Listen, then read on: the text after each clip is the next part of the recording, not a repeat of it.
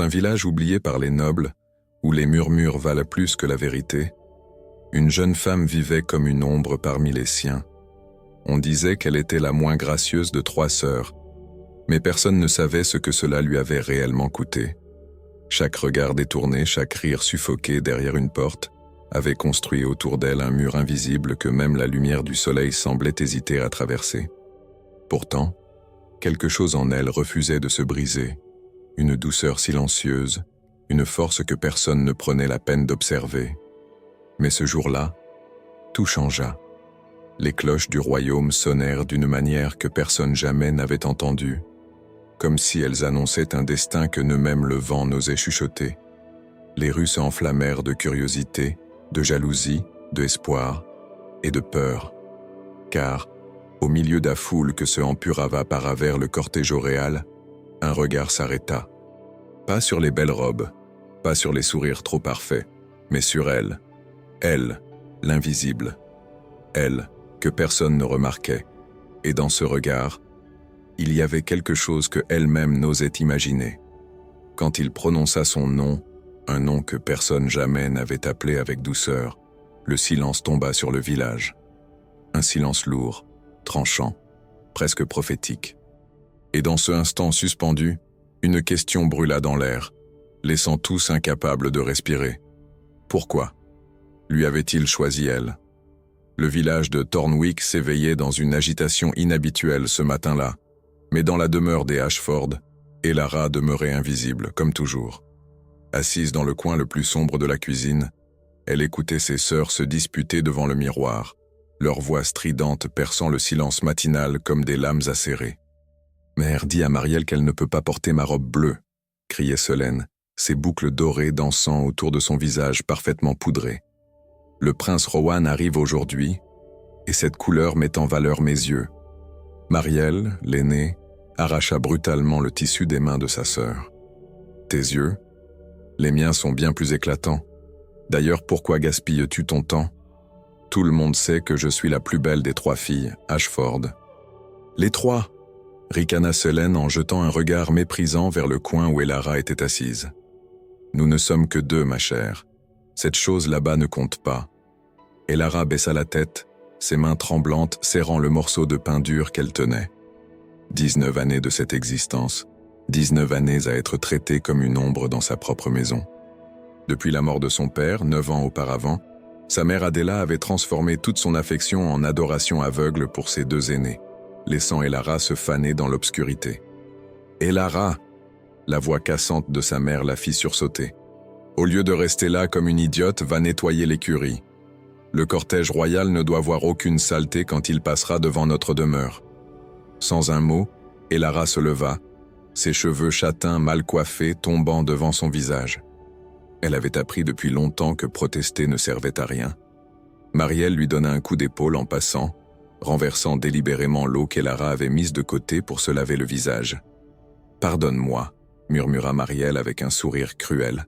« Mais de toute façon, aucune quantité d'eau ne pourrait améliorer ça. » Elle gesticula vaguement vers Elara, provoquant les rires de Solène. Dans l'écurie, Elara s'appuya contre le mur de bois rugueux, laissant enfin couler les larmes qu'elle retenait. Les chevaux, ses seuls véritables compagnons, hennissaient doucement, comme s'ils comprenaient sa douleur. Elle caressa la crinière de Tempête, le vieux destrier noir que son père adorait. « Papa me disait que j'étais spéciale, » murmura-t-elle au cheval. « Mais comment puis-je être spéciale quand personne ne me voit même ?» Le son des trompettes royales la sortit de sa rêverie. Le cortège approchait. Elara se précipita pour finir ses tâches, mais la curiosité l'emporta. Elle grimpa sur une caisse pour regarder par la petite fenêtre de l'écurie. Le prince Rowan chevauchait en tête, et Elara retint son souffle. À 22 ans, il était encore plus beau que les rumeurs ne le laissaient entendre. Ses cheveux noirs ondulaient, sous la couronne légère qu'il portait, et ses yeux, même de loin, elle pouvait voir qu'ils étaient d'un bleu profond comme l'océan en pleine tempête. Le cortège s'arrêta devant leur maison, et Elara vit sa mère et ses sœurs sortir en grande pompe. Marielle et Solène paradaient comme des ponts, leurs robes colorées flottant dans la brise matinale. Sa mère s'inclina profondément, présentant ses 2 magnifiques filles au prince. Elara allait se détourner quand quelque chose d'étrange se produisit. Le prince fronça les sourcils et regarda autour de lui, comme s'il cherchait quelque chose. Ses yeux balayèrent la cour, passèrent sur l'écurie et s'arrêtèrent. Pendant un instant qui sembla durer une éternité, leurs regards se croisèrent à travers la petite fenêtre. Le cœur d'Elara s'arrêta. Ses yeux bleus la fixaient avec une intensité qui la fit frissonner. Ce n'était pas le regard de dégoût ou d'indifférence auquel elle était habituée. C'était de la curiosité, de l'intérêt. Madame Ashford, la voix du prince résonna dans la cour, claire et autoritaire. Vous avez dit avoir 2 filles? Oui, Votre Altesse, répondit Adela avec fierté. Marielle et Selene, les joyaux de Thornwick. Le prince descendit lentement de son cheval, ses bottes touchant le sol avec une grâce féline. Il s'approcha de la mère, mais ses yeux restaient fixés sur l'écurie. C'est étrange, dit-il d'une voix douce mais ferme. Car j'ai distinctement vu une 3e jeune femme dans votre écurie. Une jeune femme avec des yeux remarquables. Le silence tomba sur la cour comme une chape de plomb. Marielle et Selene échangèrent des regards paniqués. Adela pâlit visiblement. « Oh, Votre Altesse !» bégaya-t-elle. « Ce n'est que... c'est-à-dire, elle n'est personne d'important. Juste, j'aimerais lui parler. » La voix du prince ne laissait place à aucune discussion. Il se tourna vers l'écurie, et Elara sentit son cœur battre si fort qu'elle était sûre que tout le village pouvait l'entendre. « Vous, dans l'écurie ?» appela-t-il doucement. « Voulez-vous avoir la bonté de sortir? Je promets qu'aucun mal ne vous sera fait. » Elara regarda ses mains couvertes de poussière, sa robe simple et usée. Comment pouvait-elle se présenter devant un prince dans cet état? Mais quelque chose dans sa voix, une chaleur qu'elle n'avait pas entendue depuis la mort de son père, la poussa à bouger. Lentement, très lentement, elle ouvrit la porte de l'écurie. La lumière du soleil l'aveugla un instant, et quand sa vision s'ajusta, elle vit que tous les yeux étaient fixés sur elle. Les courtisans murmuraient, ses sœurs la fusillaient du regard, sa mère semblait sur le point de s'évanouir. Mais Elara ne voyait que lui. Le prince Rowan la regardait avec une expression qu'elle ne pouvait pas déchiffrer. Émerveillement, reconnaissance, quelque chose de plus profond. « Comment vous appelez-vous » demanda-t-il, s'approchant lentement d'elle comme on approche un animal sauvage qu'on ne veut pas effrayer. « Elara, Votre Altesse » murmura-t-elle, faisant une révérence maladroite. « Elara » répéta-t-il, et son nom sur ses lèvres sonnait comme une caresse. Un nom qui signifie lumière brillante. Ironique, n'est-ce pas, pour quelqu'un qu'on cache dans l'ombre? Les joues d'Elara s'empourprèrent. Comment savait-il qu'elle était cachée? Comment pouvait-il voir au-delà de l'image de la fille laide que sa famille avait si soigneusement construite? « Votre Altesse » intervint Marielle d'une voix mielleuse. « Ma jeune sœur n'est pas habituée à la compagnie. Elle préfère la solitude des animaux. Peut-être devrions-nous retourner au salon où nous pourrions discuter plus confortablement. » Le prince ne quitta pas Elara des yeux. « Non, dit-il simplement. Je crois que j'aimerais parler à votre sœur. Seule. » La nouvelle se répandit dans Thornwick comme une traînée de poudre. Le prince avait demandé à parler seul avec Elara Ashford, la 3e fille, celle que personne ne remarquait jamais, celle qu'on murmurait être la disgrâce de la famille. Dans les ruelles étroites du village, les commères s'agglutinaient, leur voix excitée créant un bourdonnement constant. « Comment est-ce possible » s'exclama la boulangère, ses mains potelées s'agitant dramatiquement. « J'ai vu cette fille grandir, toujours dans l'ombre de ses sœurs. Qu'est-ce que le prince peut bien lui trouver ?» Pendant ce temps, dans le jardin privé de la demeure Ashford, Elara se tenait nerveusement devant le prince Rowan. Les gardes royaux s'étaient discrètement retirés à une distance respectueuse, leur laissant une intimité qu'elle n'avait jamais connue. Ses mains tremblèrent légèrement, et elle les cacha dans les plis de sa robe usée. « Vous semblez surprise que je veuille vous parler », observa le prince, ses yeux bleus océan l'étudiant avec une intensité troublante. « Votre Altesse », murmura Elara, gardant les yeux baissés selon l'étiquette. « Je ne suis personne d'important. Mes sœurs sont... » « Vos sœurs sont exactement ce qu'elles paraissent être, » l'interrompit-il doucement. « Belles, certes, mais d'une beauté superficielle qui s'évanouit dès qu'on gratte la surface. Vous, en revanche... » Il s'approcha d'un pas, et Elara sentit son parfum, bois de santal et cuir, avec une touche de menthe fraîche.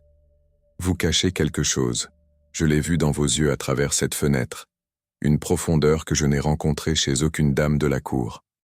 Je ne cache rien, Votre Altesse, protesta faiblement Elara, osant enfin lever les yeux vers lui. Je suis simplement moi. Un sourire effleura les lèvres du prince. C'est justement cela qui m'intrigue. Dites-moi, Elara, que faisiez-vous dans cette écurie?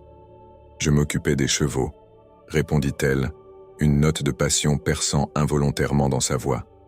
Ils ont été mes seuls vrais compagnons depuis. Elle s'interrompit, mordant sa lèvre inférieure.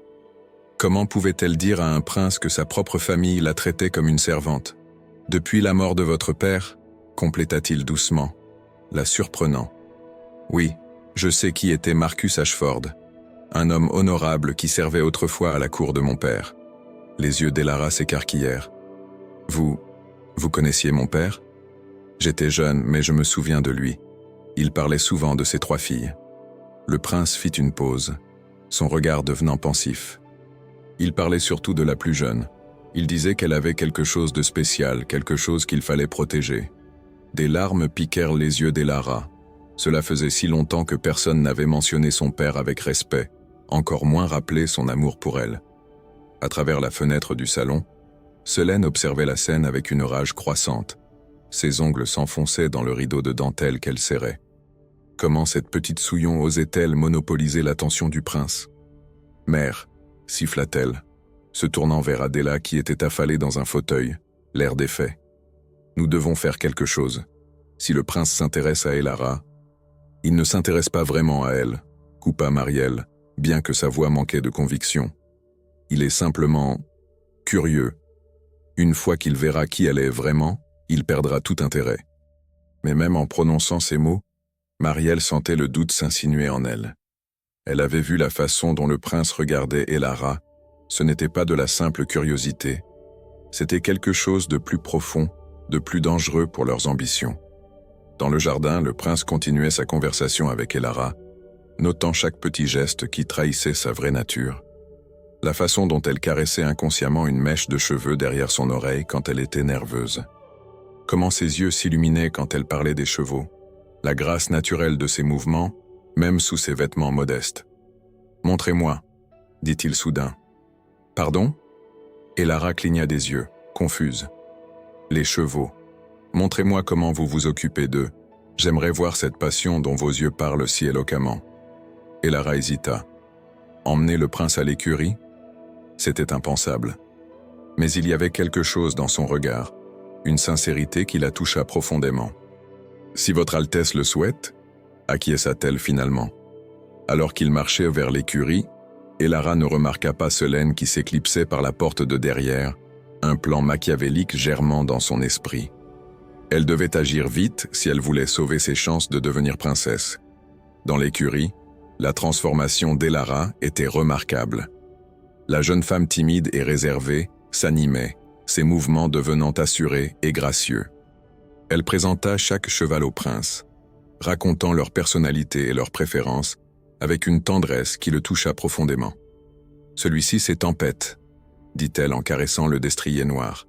« Il appartenait à mon père. Il est vieux maintenant, mais toujours noble.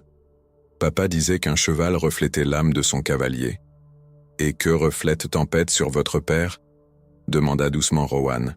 « La loyauté, l'honneur, la force tranquille. » Sa voix se brisa légèrement. « Tout ce que j'aimerais être, mais que je ne suis pas. » Le prince s'approcha, si près qu'elle pouvait sentir la chaleur émaner de son corps. « Vous vous trompez, » murmura-t-il. « Je vois toutes ces qualités en vous, et bien plus encore. » Leurs regards se croisèrent et se maintinrent. Pour un instant suspendu dans le temps, le monde extérieur cessa d'exister. Il n'y avait que d'eux, dans la lumière dorée filtrée par les planches de l'écurie. Rowan leva lentement la main comme pour toucher sa joue, quand soudain un cri perçant déchira l'air. « Au secours! À l'aide !» C'était la voix de Selène, venant du jardin. Elara et le prince se précipitèrent dehors pour trouver Selène effondrée près du puits, tenant sa cheville. « Oh, votre Altesse !» gémit-elle dramatiquement. « J'ai trébuché en venant vous chercher. Ma cheville. Je crois qu'elle est cassée. Marielle apparut comme par magie, se précipitant vers sa sœur avec une inquiétude exagérée. Ma pauvre Selène. Votre Altesse, pardonnez ce dérangement. Elara aurait dû nettoyer cette zone. C'est sa négligence qui... Ce n'est la faute de personne, coupa le prince, bien qu'Elara remarqua une lueur de scepticisme dans ses yeux. Il se tourna vers elle. « Elara, pourriez-vous aller chercher le médecin du village ?»« Bien sûr, Votre Altesse. » Elara s'inclina et partit en courant, manquant le regard triomphant que Selène échangea avec Marielle. Mais alors qu'Elara courait vers la maison du médecin, elle ne savait pas que le prince avait remarqué quelque chose d'étrange. La zone autour du puits était parfaitement propre et sèche. Comment Selène avait-elle pu trébucher? Plus tard, après que le médecin eut examiné Selène et déclaré qu'il ne s'agissait que d'une légère entorse, le prince demanda à voir la bibliothèque de la famille Ashford. C'était une requête étrange, mais Adela ne pouvait rien refuser à un membre de la royauté. Dans la pièce poussiéreuse remplie de vieux livres, le prince fouillait méthodiquement, cherchant quelque chose. Ses doigts s'arrêtèrent soudain sur un volume relié de cuir, caché derrière d'autres livres. « Le journal de Marcus Ashford », murmura-t-il, sortant le livre avec précaution. Il l'ouvrit délicatement, parcourant les pages jaunies. Ses yeux s'élargirent soudain en tombant sur une entrée datée de quelques mois avant la mort de Marcus. « Ma petite Elara grandit chaque jour en beauté et en grâce. Ses sœurs, hélas, montrent des signes de jalousie qui m'inquiètent. Adela semble aveugle à leur petite cruauté. Je crains pour l'avenir d'Elara si quelque chose devait m'arriver. J'ai écrit au roi, lui demandant de veiller sur elle le moment venu. Elle a en elle quelque chose de précieux, quelque chose que certains voudraient exploiter ou détruire. Mon seul espoir est qu'un jour, quelqu'un verra au-delà des apparences et reconnaîtra le trésor qu'elle est vraiment. » Le prince referma doucement le journal, une expression déterminée sur le visage. Les pièces du puzzle commençaient à s'assembler. La lettre que son père avait reçue de Marcus Ashford, les rumeurs sur un secret concernant la famille, et maintenant cette jeune femme extraordinaire cachée à la vue de tous. Il glissa le journal dans sa veste et sortit de la bibliothèque. Dans le couloir, il tomba sur Elara qui revenait de la chambre de Selène. « Comment va votre sœur ?» demanda-t-il. « Elle se repose, Votre Altesse. Le médecin dit qu'elle ira bien dans quelques jours. » « Tant mieux. » Il la regarda intensément. « Elara, j'aimerais que vous veniez au château demain. Il y a quelque chose concernant votre père que vous devez savoir. » « Mon père ?» La voix d'Elara tremblait d'émotion. « Que savez-vous sur mon père ?»« Plus que vous ne l'imaginez, » répondit-il énigmatiquement. Puis, dans un geste qui la surprit, il prit délicatement sa main et la porta à ses lèvres. « À demain, Elara, et venez comme vous êtes. Vous n'avez pas besoin de vous déguiser pour moi. » Alors que le cortège royal s'éloignait dans le crépuscule, Elara resta figée, sa main touchant encore l'endroit où les lèvres du prince s'étaient mal posées. Elle ne vit pas ses sœurs l'observer depuis la fenêtre, leur visage déformé par la rage et l'envie. Dans sa chambre cette nuit-là, alors qu'Elara s'endormait en repensant aux événements extraordinaires de la journée, elle ne savait pas que dans une autre partie de la maison, Marielle fouillait frénétiquement dans les vieux papiers de leur père, cherchant désespérément quelque chose. « Il doit y avoir quelque chose ici, » marmonnait-elle. « Quelque chose que nous pouvons utiliser contre elle. » Soudain, ses doigts se refermèrent sur un parchemin portant le sceau royal. Ses yeux s'écarquillèrent en lisant son contenu, et un sourire cruel étira ses lèvres. « Oh, ma chère petite sœur !» murmura-t-elle. « Tu ne seras plus l'invisible très longtemps, mais pas de la façon dont tu l'espères. » Elle cacha soigneusement le document dans sa manche. Demain, quand Elara serait au château, elle mettrait son plan en action. Le prince découvrirait qui était vraiment la troisième fille Ashford, et alors, tout s'écroulerait. Mais ce que Marielle ne savait pas, c'était qu'au château, le prince Rowan était assis dans son cabinet privé, lisant et relisant une vieille lettre de son père. Une lettre qui mentionnait une promesse faite à un ami mourant. Une promesse concernant une jeune fille aux yeux extraordinaires qui devrait être protégée à tout prix. « Je tiendrai la promesse de mon père, Marcus Ashford », murmura le prince dans l'obscurité. « Votre fille sera protégée, et peut-être Peut-être trouvera-t-elle enfin le bonheur qu'elle mérite. La lune se leva sur Thornwick, baignant le village endormi dans sa lumière argentée. Dans l'écurie, Tempête hennit doucement, comme s'il sentait que des changements majeurs approchaient. Des changements qui bouleverseraient non seulement la vie d'Elara, mais celle de tout le royaume. Et quelque part dans les archives royales, un document encore plus ancien attendait d'être découvert.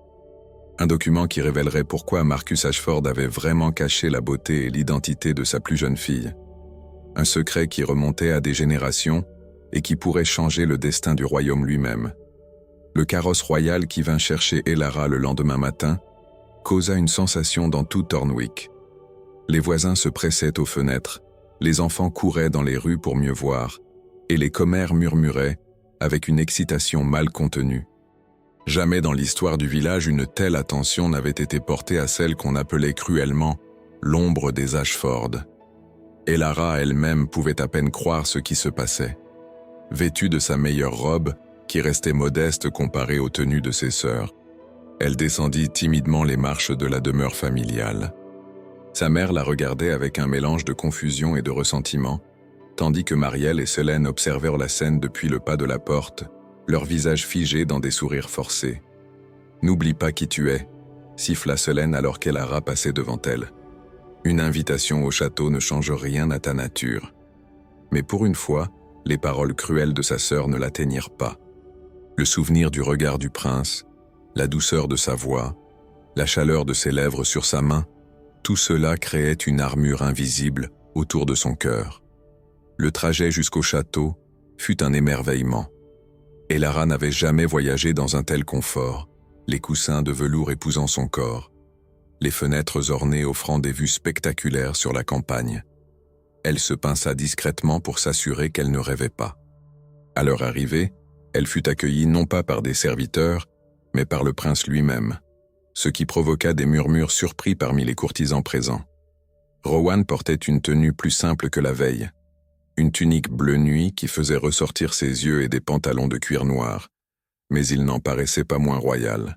« Elara » dit-il, en s'inclinant légèrement, un geste qui la fit rougir. Un prince ne s'inclinait pas devant une roturière. « Je suis heureux que vous ayez accepté mon invitation. »« Votre Altesse » murmura-t-elle en faisant une révérence. « C'est un honneur que je ne mérite pas.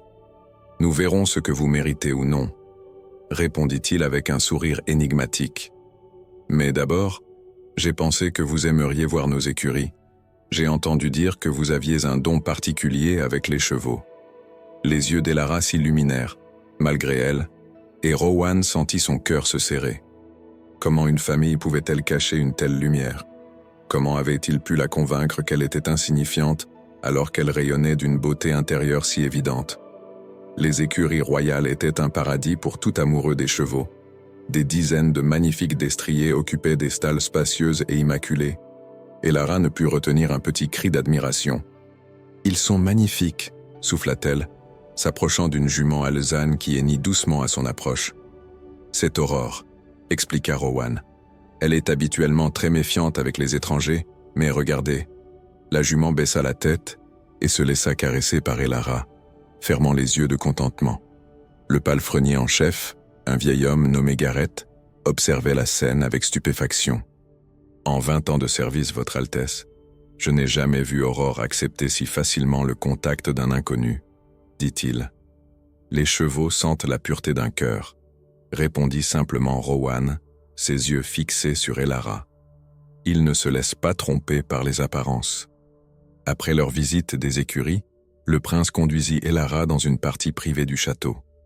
Ils marchaient côte à côte dans les couloirs ornés de tapisseries représentant l'histoire du royaume, et Elara ne pouvait s'empêcher de noter combien tout cela lui semblait naturel, comme si elle avait toujours appartenu à ce monde. « Votre Altesse » osa-t-elle finalement demander. « Pourquoi m'avez-vous vraiment invité? Vous avez parlé de mon père. » Rowan s'arrêta devant une porte en chêne massif. « Ce que je vais vous montrer pourrait changer votre vision de beaucoup de choses, Elara. Êtes-vous prête ?» Elle hocha la tête, la gorge serrée par l'appréhension. Le prince ouvrit la porte, révélant un bureau privé aux murs couverts de livres et de documents. Sur le bureau, plusieurs papiers étaient étalés. « Votre père, » commença Rowan en prenant une lettre jaunie, « était plus qu'un simple noble de province. Il était le confident de mon père, son conseiller dans les affaires les plus délicates du royaume. » Il lui tendit la lettre. Les mains tremblantes, Elara reconnut l'écriture de son père. « Mon roi, ma santé décline et je crains de ne plus avoir beaucoup de temps. Ma plus grande inquiétude concerne ma fille cadette, Elara. Elle possède quelque chose que ses sœurs n'ont pas, une pureté d'âme et une force intérieure qui pourraient un jour servir grandement le royaume. Mais cette même qualité la met en danger dans sa propre maison. Je vous supplie, si quelque chose devait m'arriver, veillez sur elle. Ne la laissez pas être détruite par la jalousie et la mesquinerie qui l'entourent. » Les larmes coulaient librement sur les joues d'Elara. « Il s'inquiétait pour moi, » murmura-t-elle. « Il vous aimait profondément, » confirma Rowan doucement. « Et il avait raison de s'inquiéter. J'ai fait quelques recherches depuis hier. Les traitements que vous avez subis, ce n'est rien, » l'interrompit rapidement Elara, habituée à minimiser sa souffrance. « Mes sœurs sont cruelles, » compléta fermement le prince. « Et votre mère complice par son silence. » Non, Elara, ne les défendez pas. J'ai vu la vérité dans vos yeux hier. La solitude, la douleur, le sentiment de ne pas être digne d'amour. Tout cela vous a été infligé injustement. Il s'approcha d'elle, et elle put sentir la chaleur de sa présence. Mais ce n'est pas tout ce que j'ai découvert. Il y a autre chose, quelque chose concernant votre lignée maternelle. Avant qu'il ne puisse continuer, un serviteur frappa à la porte. « Votre Altesse, la Reine-Mère demande votre présence immédiate pour le dîner. Elle a également demandé que votre invité se joigne à vous. » Rowan fronça les sourcils. Sa grand-mère organisait rarement des dîners impromptus. « Très bien, nous arrivons. » Il se tourna vers Elara, qui avait pâli. « Ne vous inquiétez pas. Ma grand-mère peut être intimidante, mais elle est juste. Restez vous-même. » Le dîner s'avéra être un événement beaucoup plus formel qu'Elara ne l'avait anticipé. La grande salle à manger était remplie de nobles et de courtisans, et à sa grande horreur, elle vit que ses sœurs et sa mère avaient également été invitées. Marielle portait une robe rouge sang qui mettait en valeur sa silhouette, tandis que Selène avait choisi un bleu glacial assorti à ses yeux. « Ah, voici mon petit-fils et son invité », annonça la reine-mère Isabelle depuis le bout de la table. C'était une femme imposante malgré son âge, avec des cheveux argentés coiffés en un chignon élaboré et des yeux perçants qui semblaient avoir à travers les âmes. Elara fut placée à côté du prince, ce qui provoqua des murmures scandalisés. Une telle place d'honneur pour une simple roturière était inouïe. Ses sœurs la foudroyèrent du regard depuis l'autre côté de la table. Le dîner commença dans une atmosphère tendue. Les plats se succédaient, faisant rôtis, légumes délicats, sauces raffinées, mais Elara touchait à peine à la nourriture, trop consciente des regards fixés sur elle. Alors, mademoiselle Elara, commença la duchesse de Montmorency, une femme au visage pincé. « Dites-nous, que faites-vous dans la vie? J'ai cru comprendre que vous travaillez dans les écuries. » Le ton dédaigneux était évident, et plusieurs nobles ricanèrent. Elara sentit ses joues brûler. « Elle prend soin des chevaux, » intervint Marielle avec un sourire mielleux. « Notre chère sœur a toujours préféré la compagnie des animaux à celle des humains. N'est-ce pas, Elara? Vous vous souvenez de cette fois où vous avez dormi dans l'écurie plutôt que dans votre chambre? C'était parce que vous aviez verrouillé ma porte de l'extérieur, » répliqua Elara avant de pouvoir s'en empêcher. Un silence choqué tomba sur la table. Marielle pâlit, puis rougit de colère. « Quelle accusation ridicule! Votre Altesse, ma sœur, a toujours eu une imagination débordante. »« Assez !» coupa la voix de la reine-mère. Tous se tournèrent vers elle. « Lady Marielle, je trouve fascinant que vous vous souveniez si précisément d'un incident que vous prétendez ne jamais s'être produit. » Elle tourna son regard perçant vers Elara. « Continuez, mon enfant. Parlez-nous de votre travail avec les chevaux. » Encouragée par l'intervention de la reine, Elara commença à parler. Timidement d'abord, puis avec plus d'assurance alors que sa passion transparaissait. Elle parla de la personnalité unique de chaque cheval, de la patience nécessaire pour gagner leur confiance, de la joie de galoper dans les champs au lever du soleil. Le prince l'écoutait avec une attention totale, un sourire doux jouant sur ses lèvres. Plusieurs nobles, initialement sceptiques, se trouvaient captivés malgré eux par son récit. « Fascinant », commenta le duc de Clermont. « Votre Altesse, cette jeune femme pourrait être un atout précieux pour les écuries royales. »« C'est également mon avis », acquiesça Rohan. Selène ne put se contenir plus longtemps. « Votre Altesse, » dit-elle d'une voix mielleuse, « certainement vous préféreriez quelqu'un de plus, raffiné pour s'occuper de vos précieux chevaux. Ma sœur, bless her heart, n'a jamais reçu d'éducation formelle. Elle ne sait même pas monter en Amazone correctement. Je préfère monter à Califourchon, répondit calmement Elara. C'est plus pratique et plus sûr. Plusieurs dames s'étouffèrent avec leur vin. Monter à Califourchon était considéré comme scandaleux pour une femme. Mais le prince éclata de rire, un son riche et chaleureux qui résonna dans la salle. Vous avez raison, c'est effectivement plus pratique. Ma propre mère montait ainsi, au grand scandale de la cour. Il leva son verre vers Elara. À l'honnêteté et au bon sens, deux qualités trop rares de nos jours. Le reste du dîner se déroula dans une atmosphère étrange. Les tentatives de Marielle et Selène pour embarrasser leur sœur tombaient à plat, le prince parant habilement chaque attaque. La reine-mère observait tout avec des yeux calculateurs. Après le dessert, alors que les invités commençaient à se disperser, la reine-mère fit signe à Elara d'approcher. « Marchez avec moi, mon enfant », ordonna-t-elle. Elles sortirent sur une terrasse surplombant les jardins éclairés par la lune. La reine-mère resta silencieuse un long moment, étudiant Elara. « Vous ressemblez à votre grand-mère maternelle », dit-elle finalement. Elara sursauta. « Vous connaissiez ma grand-mère ? Lady Céleste Montrose, une femme remarquable. Elle avait un don particulier. Elle pouvait voir la vraie nature des gens, au-delà des masques qu'ils portaient.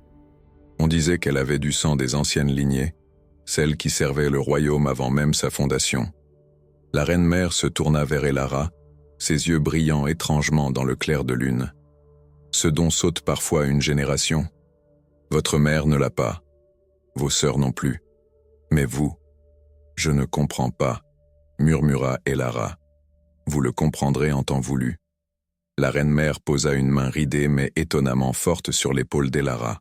« Mon petit-fils a bon goût. Et contrairement à ce que vos sœurs croient, ce n'est pas votre beauté physique qui l'attire, bien que vous soyez plus belle que vous ne le pensez. C'est ce que vous portez en vous. Une lumière que certains ont essayé d'éteindre, mais qui brille encore. » Elle se pencha plus près, baissant la voix. « Méfiez-vous. Vos sœurs ne renonceront pas facilement. Et il y a d'autres forces en jeu, des gens qui ne veulent pas voir certaines vérités révélées. Restez proche de mon petit-fils. Il vous protégera. » Avant qu'Elara ne puisse répondre, la reine-mère s'éloigna, la laissant seule avec ses pensées tourbillonnantes. De quoi parlait-elle? Quelle vérité? Quel don? Le prince la trouva là quelques minutes plus tard, contemplant les étoiles. « Ma grand-mère vous a-t-elle terrifié ?» demanda-t-il avec un sourire taquin. « Elle m'a... troublé, » admit Elara. « Elle a parlé de ma grand-mère maternelle, de dons, de vérités cachées. » L'expression de Rohan devint sérieuse. « C'est en partie pourquoi je vous ai fait venir aujourd'hui, ce que j'ai découvert sur votre lignée. Mais ce n'est ni le lieu ni le moment. Accepteriez-vous de revenir demain? Il y a quelqu'un que vous devez rencontrer. » « Qui ? » « Quelqu'un qui connaissait votre grand-mère. Quelqu'un qui peut vous aider à comprendre qui vous êtes vraiment. » Il prit sa main, et elle frissonna au contact. « Elara, je sais que tout cela doit vous sembler irréel, mais faites-moi confiance. Les réponses que vous cherchez sur votre père, sur votre famille, sur vous-même, je vous aiderai à les trouver. » Dans l'ombre d'une colonne, Marielle serrait si fort son verre de vin que ses jointures blanchissaient. Elle avait entendu chaque mot. Si le prince découvrait la vérité sur la lignée d'Elara, non, elle ne pouvait pas permettre cela. Elle glissa la main dans sa poche, touchant le document qu'elle avait trouvé. Il était temps de passer à l'action. Si elle ne pouvait pas séduire le prince, elle s'assurerait qu'Elara ne le puisse pas non plus. Alors que le carrosse ramenait Elara chez elle ce soir-là, elle ne vit pas le cavalier qui quittait le château par une porte dérobée, galopant vers la capitale avec un message urgent. Un message qui parviendrait à certaines personnes très intéressées par la soudaine résurgence de la lignée Montrose. La partie d'échecs venait de commencer, et Elara, sans le savoir, était devenue la pièce la plus importante du jeu. La convocation arriva à l'aube, portée par un garde royal à l'expression grave. Elara, qui n'avait pratiquement pas dormi après les révélations de la veille, descendit en hâte pour recevoir le message. Sa mère et ses sœurs, alertées par le bruit, se rassemblèrent dans l'entrée, leurs visages encore marqués par le sommeil, mais déjà aiguisés par la curiosité. « Sa Majesté la Reine-Mère Isabelle requiert la présence immédiate de Mademoiselle Elara Ashford au château », annonça le garde d'une voix officielle. Seul. Le dernier mot tomba comme une pierre dans l'eau calme, créant des ondulations de choc. Marielle serra les poings, ses ongles s'enfonçant dans ses paumes. Une convocation de la Reine-Mère elle-même ? C'était impensable. Il doit y avoir une erreur. Intervint Adela, sa voix tremblante. Pourquoi Sa Majesté voudrait-elle voir Elara seule ? Le garde resta impassible. Je ne fais que transmettre le message, madame. Le carrosse attend. Elara monta se changer rapidement, ses mains tremblant légèrement alors qu'elle enfilait sa meilleure robe. Dans le miroir terni de sa petite chambre, elle observa son reflet. Pour la première fois depuis des années, elle ne vit pas la fille laide. Elle vit une jeune femme au seuil de découverte qui changerait sa vie. Le trajet jusqu'au château fut différent cette fois, plus solennel, plus chargé de sens. Les gardes la menèrent, non pas vers les quartiers publics, mais dans l'aile privée de la famille royale. Les couloirs étaient plus intimes ici, ornés de portraits familiaux plutôt que de scènes de bataille glorieuses. La reine-mère l'attendait dans un salon privé, assise dans un fauteuil près d'une fenêtre donnant sur les jardins. La lumière matinale adoucissait ses traits sévères, lui donnant un air presque maternel. « Approchez, mon enfant, » dit-elle doucement. « Asseyez-vous. Nous avons beaucoup à discuter. » Elara obéit, s'installant sur le siège indiqué. Elle remarqua alors qu'elle n'était pas seule. Dans un coin de la pièce, une femme âgée aux cheveux blancs comme neige et aux yeux d'un violet extraordinaire observait la scène. « Voici Dame Morgane », présenta la reine-mère. Elle était la dame de compagnie de votre grand-mère, Céleste Montrose. Le cœur d'Elara bondit. « Vous connaissiez ma grand-mère » Dame Morgane s'approcha, ses mouvements gracieux malgré son âge. « Je l'ai connue mieux que quiconque, mon enfant, et en vous voyant. » Sa voix se brisa légèrement. C'est comme si elle était revenue parmi nous. Assez de sentimentalisme, coupa gentiment la reine-mère. Elara a le droit de connaître la vérité, toute la vérité. Elle fit signe à Dame Morgane de continuer. La vieille dame sortit un médaillon de sa poche et l'ouvrit, révélant un portrait miniature. Elara retint son souffle. C'était comme regarder dans un miroir. La femme du portrait avait les mêmes yeux noisettes pailletés d'or, la même courbe délicate de la mâchoire, le même port de tête noble. Votre grand-mère, confirma Dame Morgane, était la dernière des gardiennes de la lumière. Les gardiennes de la lumière, répéta Elara, perplexe. La reine-mère prit la parole. Une ancienne lignée de femmes dotées d'un don particulier, la capacité de voir la vérité dans le cœur des hommes, de distinguer la lumière de l'ombre. Elles ont servi les rois de ce royaume depuis sa fondation, les conseillant, les protégeant des traîtres et des manipulateurs. Mais pourquoi n'ai-je jamais entendu parler d'elles ? Demanda Elara. Parce qu'il y a 25 ans, votre grand-mère a découvert un complot, expliqua Dame Morgane, ses yeux violets s'assombrissant. Un groupe de nobles corrompus planifiait de renverser le roi, le père de notre actuel souverain. Céleste les a exposés, sauvant le royaume, mais ils ont juré vengeance sur sa lignée. La reine-mère se leva et s'approcha d'Elara. Votre grand-mère savait qu'elle était en danger. Elle a caché sa fille, votre mère, lui faisant épouser un noble de province et lui faisant jurer de ne jamais révéler ses origines. Quand vous êtes né, Céleste a vu en vous l'héritière du don, mais elle est morte avant de pouvoir vous former. C'est pour cela que mon père, commença Elara, les pièces du puzzle s'assemblant dans son esprit. Votre père a découvert la vérité après votre naissance, confirma la reine-mère. Il a vu votre don se manifester, la façon dont les animaux vous faisaient confiance, comment vous sembliez toujours savoir qui mentait ou disait la vérité. Il a compris que vous étiez en danger si certaines personnes l'apprenaient. Alors il m'a caché, murmura Elara. Pas physiquement, mais émotionnellement. Il a laissé ma famille me traiter comme quantité négligeable pour que personne ne regarde de trop près. Un sacrifice terrible, acquiesça Dame Morgane, des larmes brillant dans ses yeux. Mais nécessaire. Les descendants de ceux qui ont comploté contre votre grand-mère sont toujours actifs. Ils ont des espions partout. Elara se leva brusquement, submergée par les révélations. Mais pourquoi me dire tout cela maintenant? Pourquoi prendre ce risque? La reine-mère échangea un regard significatif avec Dame Morgane. Parce que le royaume a de nouveau besoin d'une gardienne. Tes forces obscures se rassemblent. Tes alliances se forment dans l'ombre. Et mon petit-fils? Rowan? Le cœur d'Elara se serra d'inquiétude. Il sera bientôt roi, et un roi a besoin d'une gardienne à ses côtés. Quelqu'un qui peut voir au-delà des masques de la cour, qui peut le protéger des traîtres et des flatteurs. La reine-mère posa une main sur l'épaule d'Elara. Mais plus que cela, il a besoin de quelqu'un qui peut voir son vrai cœur et l'aimer pour ce qu'il est vraiment, pas pour sa couronne. Vous pensez que je... Elara ne put finir sa phrase, troublée par l'implication. Mon petit-fils est attiré par vous d'une façon que je ne l'ai jamais vu être par aucune autre femme, dit doucement la reine-mère. Et ce n'est pas une coïncidence. Les gardiens et la lignée royale ont toujours été liés. Votre grand-mère et mon mari partageaient un lien profond. Pas romantique, mais une connexion d'âme qui les rendait plus forts ensemble. Dame Morgane s'approcha d'Elara, prenant ses mains dans les siennes. Le don est déjà en vous, mon enfant. Vous l'avez utilisé instinctivement toute votre vie, mais il doit être éveillé pleinement, formé, maîtrisé. Acceptez-vous cette responsabilité? Avant qu'Elara ne puisse répondre, la porte s'ouvrit brusquement.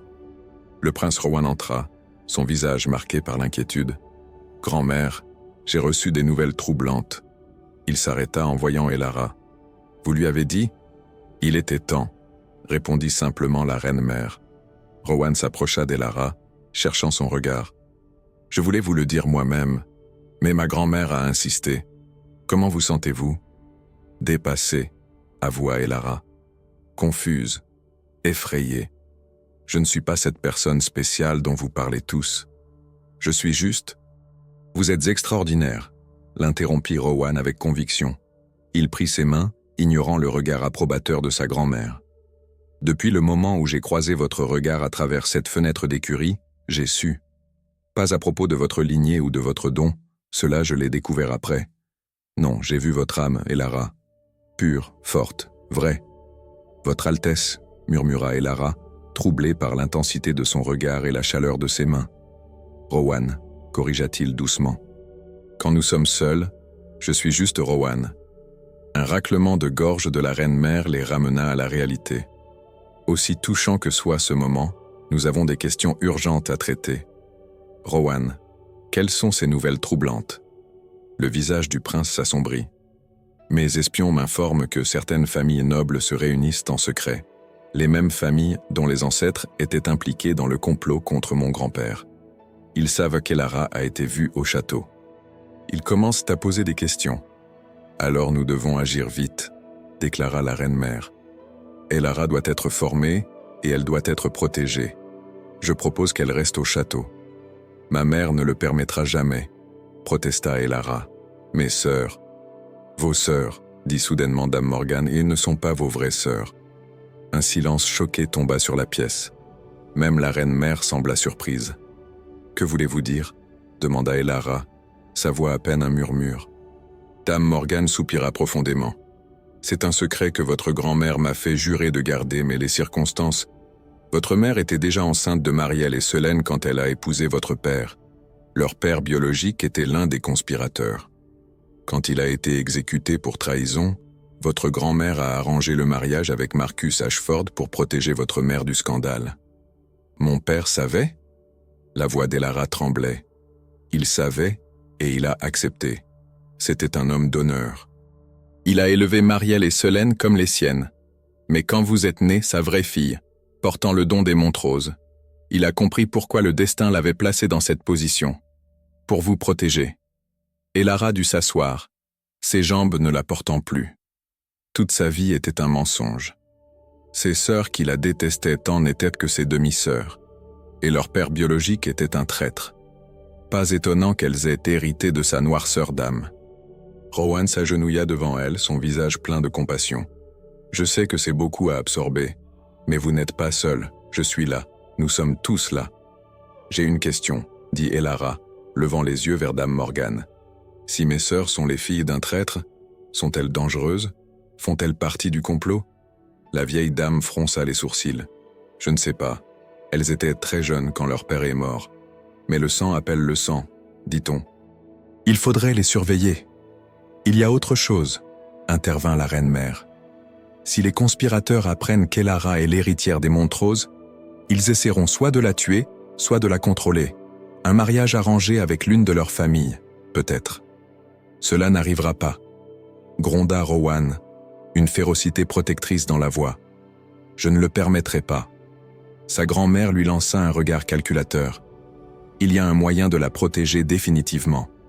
Un engagement officiel avec la maison royale rendrait toute tentative contre elle un acte de trahison. Le cœur d'Elara manqua un battement. Un engagement? Avec Rowan? Le prince se leva lentement, ses yeux ne quittant pas ceux d'Elara. Je n'utiliserai pas le mariage comme arme politique.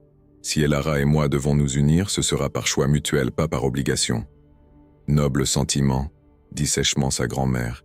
Mais nous n'avons peut-être pas le luxe du temps. Les événements se précipitent. Comme pour confirmer ces paroles, un garde fit irruption dans la pièce. « Vos Majestés, pardonnez l'intrusion. Lady Marielle Ashford est aux portes du château. Elle prétend avoir des informations vitales concernant sa sœur.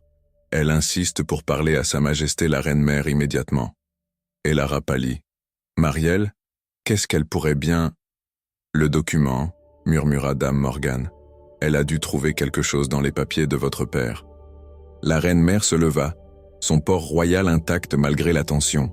« Faites-la entrer, mais gardez des gardes à proximité. Et Elara, ma chère, préparez-vous. Votre sœur vient soit pour vous détruire, soit pour négocier. Dans les deux cas, le moment de vérité est arrivé. » Rowan prit la main d'Elara et la serra doucement. « Quoi qu'elle dise, quoi qu'elle fasse, rappelez-vous qui vous êtes vraiment. Vous êtes Elara Montrose Ashford, héritière des gardiennes de la lumière, et vous n'êtes plus seule. » Alors que les pas de Marielle résonnaient dans le couloir, approchant inexorablement, Elara prit une profonde inspiration. Sa vie entière avait été une préparation pour ce moment. Il était temps de sortir de l'ombre et d'embrasser son destin. La porte s'ouvrit et Marielle entra, ses yeux brillants de triomphe et de malice. Dans sa main, elle tenait un parchemin scellé. « Votre Majesté, » dit-elle avec une révérence moqueuse, « j'ai des informations qui changeront tout ce que vous pensez savoir sur ma sœur. » Marielle se tenait au centre de la pièce, savourant l'attention de tous les regards fixés sur elle. Le parchemin dans sa main tremblait légèrement, non de nervosité, mais d'excitation. Enfin, après toutes ces années, elle allait détruire celle qui l'avait toujours éclipsée sans même le savoir. « Lady Marielle, » dit la reine-mère d'une voix glaciale, « j'espère pour vous que cette interruption en vaut la peine. Interrompre une réunion privée de la famille royale est un privilège rarement accordé. Oh, cela en vaut la peine, Votre Majesté, » répondit Marielle avec un sourire venimeux. Ce document révèle la véritable raison pour laquelle mon père cachait Elara. Ce n'était pas pour la protéger, mais pour cacher sa honte.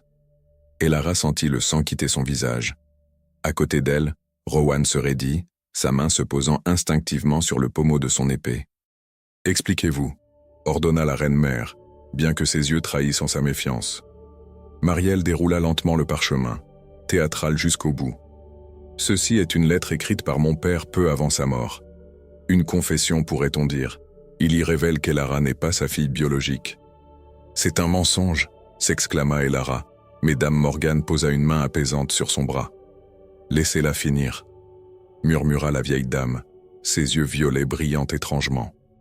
Marielle continua, sa voix dégoulinant de fausse compassion. « Selon cette lettre, notre mère a eu une liaison avec un homme de basse extraction, un palefrenier du château pour être précise. Quand elle s'est retrouvée enceinte, mon père a accepté de reconnaître l'enfant pour sauver l'honneur de la famille. Voilà pourquoi Elara a toujours été attirée par les écuries. C'est dans son sang roturier. » Elle tendit le document à la reine-mère. « Lisez vous-même, Votre Majesté. L'écriture est bien celle de mon père. Le sceau est authentique. Ma sœur n'est qu'une bâtarde, indigne de l'attention du prince. » Un silence pesant s'abattit sur la pièce. La reine-mère prit le document et l'examina attentivement. Ses sourcils se froncèrent alors qu'elle lisait. « C'est effectivement l'écriture de Marcus Ashford », confirma-t-elle lentement. Marielle rayonnait de triomphe. « Alors vous voyez, votre majesté, cette créature a trompé le prince. Elle n'est ni noble ni spéciale. Juste le fruit d'une passion honteuse. »« Vous avez terminé ?» demanda soudainement dame Morgane, s'avançant vers Marielle. « Oui » répondit Marielle, décontenancée par le calme de la vieille dame. Dame Morgane sourit, un sourire ancien et sage. « Bien. Alors permettez-moi de vous poser une question, Lady Marielle. Cette lettre, où l'avez-vous trouvée ? » ?»« Dans le bureau de mon père, caché derrière d'autres documents. »« Caché » répéta dame Morgane. « Et vous ne trouvez pas étrange qu'un homme aussi méticuleux que Marcus Ashford laisse traîner une confession aussi explosive, surtout s'il voulait vraiment protéger le secret ?» Marielle fronça les sourcils. « Il l'a peut-être oublié là. » « Ou peut-être, » intervint Rowan, comprenant où dame Morgane voulait en venir, « l'a-t-il laissé délibérément, sachant qu'un jour quelqu'un la chercherait, quelqu'un avec de mauvaises intentions. » La reine-mère leva le document vers la lumière. « Regardez attentivement, dame Morgane. Que voyez-vous » La vieille dame examina le parchemin puis sourit largement. Un filigrane. Le papier date d'il y a moins de 2 ans. Difficile pour Marcus Ashford d'avoir écrit dessus, étant donné qu'il est mort il y a 9 ans. Le visage de Marielle passa du triomphe à l'horreur. « Non, c'est impossible. J'ai vérifié. Vous avez vu ce que vous vouliez voir » dit calmement Elara, trouvant enfin sa voix. Une étrange sérénité l'envahissait, comme si son don de gardienne s'éveillait pleinement. « La haine vous a aveuglé, Marielle. Mais je vois la vérité maintenant.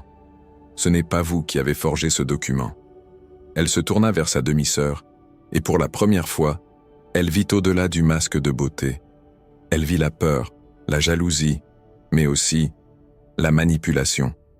Quelqu'un d'autre tirait les ficelles. « Qui vous a donné ce document, Marielle ?» demanda-t-elle doucement. « Qui vous a promis monts et merveilles si vous me détruisiez ?» Marielle recula, son visage perdant toute couleur. « Je ne... personne. Je l'ai trouvé. »« Mensonge !» dit Rowan froidement.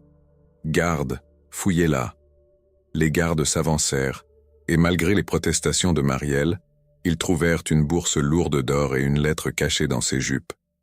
La reine-mère prit la lettre et la lut rapidement. Son visage se durcit. « Lord Blackwood, j'aurais dû m'en douter. L'un des descendants des conspirateurs originaux. » Elle se tourna vers Marielle qui tremblait maintenant de peur. « Il vous a promis à son fils, n'est-ce pas ? En échange de la destruction de votre sœur ?» Marielle tomba à genoux, des larmes coulant sur ses joues parfaites. « Je ne savais pas. Il a dit qu'Elara était un danger pour le royaume. Que si elle épousait le prince, cela apporterait le malheur. Le seul danger ici, c'est votre aveuglement et votre cupidité, » dit sévèrement la reine-mère. « Garde, emmenez-la. Elle restera confinée jusqu'à ce que nous décidions de son sort. » Alors que Marielle était traînée hors de la pièce, criant et suppliant, Elara sentit une vague de pitié la submerger. Sa sœur, sa demi-sœur, avait été manipulée, utilisée comme un pion dans un jeu plus grand. « Blackwood ne s'arrêtera pas là, » dit dame Morgane sombrement. Maintenant qu'il sait que nous sommes au courant de son implication, elle fut interrompue par l'arrivée précipitée d'un messager royal, couvert de poussière de la route. « Votre Majesté » haleta-t-il en s'agenouillant. « Des nouvelles urgentes de la capitale. Le roi est tombé gravement malade. Les médecins ne comprennent pas. Ils demandent le prince Rowan immédiatement. » Rowan pâlit. « Mon père ? Quand est-ce arrivé ? » ?»« Il y a 2 jours, Votre Altesse. L'état s'aggrave rapidement. » Certains murmurent. Il hésita. « Parlez !» ordonna la reine-mère. Certains murmurent qu'il s'agit de poison, Votre Majesté. Un silence glacé s'abattit sur la pièce. Poison, l'arme des lâches et des conspirateurs. Il bouge plus vite que prévu, murmura dame Morgane. Si le roi meurt maintenant avant que Rowan ne soit marié, la loi de succession, compléta la reine-mère. Un prince non marié ne peut monter sur le trône. Le conseil de régence prendrait le contrôle, et devine qui siège sur ce conseil? Blackwood et ses alliés, répondit Rowan, la mâchoire serrée. Il se tourna vers Elara, prenant ses mains dans les siennes. Je dois partir immédiatement, mais je ne peux pas vous laisser sans protection. Je viens avec vous, dit Elara sans hésitation. C'est trop dangereux. Plus dangereux que de rester ici, sachant que les conspirateurs savent qui je suis. Elle serra ses mains en retour. Mon don s'éveille, Rowan. Je peux peut-être aider votre père. Les gardiennes avaient aussi des connaissances en guérison. Dame Morgan hocha la tête. Elle a raison. Si c'est vraiment du poison, un gardien pourrait le détecter et peut-être même le neutraliser. La reine-mère se leva, prenant rapidement des décisions. Alors c'est décidé. Vous partirez ensemble. Dame Morgan vous accompagnera pour continuer la formation d'Elara en route. Je reste ici pour gérer la situation avec les sœurs d'Elara et surveiller les mouvements de nos ennemis. Elle s'approcha de Rowan et Elara. Il y a une chose que nous pouvons faire pour protéger Elara et sécuriser votre droit au trône, mon petit-fils. Un engagement officiel annoncé publiquement avant votre départ. Rowan et Elara échangèrent un regard. Tant de choses s'étaient repassées si vite. Mais dans les yeux l'un de l'autre, ils virent la même certitude, le même sentiment qui avait grandi depuis leur première rencontre. « Elara » dit doucement Rowan, s'agenouillant soudainement devant elle. Il sortit une bague de sa poche, un saphir entouré de diamants, l'anneau de fiançailles de sa mère. Je sais que les circonstances ne sont pas idéales. Je voulais faire cela dans le jardin au clair de lune, avec des mots de poésie et des promesses romantiques. Mais la vie nous force parfois à saisir le bonheur quand nous le pouvons. Il leva les yeux vers elle, et Elara vit toute la sincérité de son cœur. Elara Montrose Ashford, héritière des gardiennes, femme la plus extraordinaire que j'ai jamais rencontrée, accepterez-vous de devenir ma fiancée, ma future reine, ma compagne dans cette vie et toutes celles qui suivront? Des larmes coulaient sur les joues d'Elara. Il y a quelques jours, elle était l'invisible, la mal-aimée. Et maintenant? Oui, murmura-t-elle, puis plus fort. Oui, Rowan. De tout mon cœur, oui. Il glissa la bague à son doigt, se releva, et, sans se soucier du protocole, la prit dans ses bras et l'embrassa. C'était un baiser plein de promesses, d'espoir et d'amour naissant. Dame Morgan essuya une larme, et même la stoïque reine-mère sourit. « Bien, » dit la reine-mère quand ils se séparèrent, les joues rouges. Le héros annoncera les fiançailles immédiatement. Cela devrait ralentir Blackwood et ses alliés. Maintenant, préparez-vous à partir. Prenez les meilleurs chevaux et une escorte de confiance. Alors qu'il se préparait à quitter la pièce, Elara se retourna vers la reine-mère. « Que va-t-il arriver à Marielle ? Et à Selène et ma mère ? Selène sera interrogée pour voir si elle était complice. Votre mère, elle devra faire face à ses choix. Quant à Marielle, cela dépendra de sa coopération. Peut-être que l'exil sera sa punition. Ou peut-être trouvera-t-elle la rédemption en révélant tout ce qu'elle sait sur les plans de Blackwood. » Elara hocha la tête, le cœur lourd.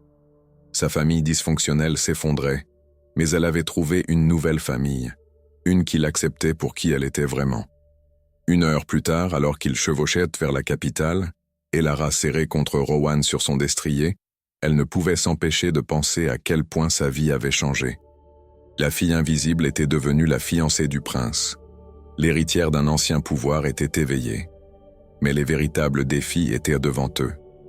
Un roi mourant, des conspirateurs dans l'ombre, et un royaume au bord du chaos. Alors que le soleil se couchait, teignant le ciel de rouge sang, Elara serra la main de Rowan. « Nous affronterons tout ensemble, » promit-elle. « Ensemble, » répéta-t-il, pressant ses lèvres contre ses cheveux. « Toujours ensemble. » Derrière eux, au château, la reine-mère observait leur départ depuis sa fenêtre. Dans ses mains, elle tenait une lettre qu'elle venait de recevoir. Une lettre qui changeait tout. Une lettre qui révélait que Lord Blackwood n'était pas le véritable cerveau du complot. Il y avait un traître beaucoup plus proche du trône, quelqu'un que personne ne soupçonnait. Elle brûla la lettre, sachant qu'elle devait agir avec prudence. La partie d'échecs venait de devenir mortelle, et elle devait protéger son petit-fils et sa future petite-fille à tout prix. Dans les ombres du château, une silhouette observait aussi le départ du couple royal. Des yeux froids calculaient les prochains mouvements. Le poison dans les veines du roi agissait lentement mais sûrement. Bientôt, très bientôt, tout serait en place pour le coup final. La nouvelle des fiançailles du prince Rowan avec Elara Ashford se répandit à travers le royaume comme une tempête d'été.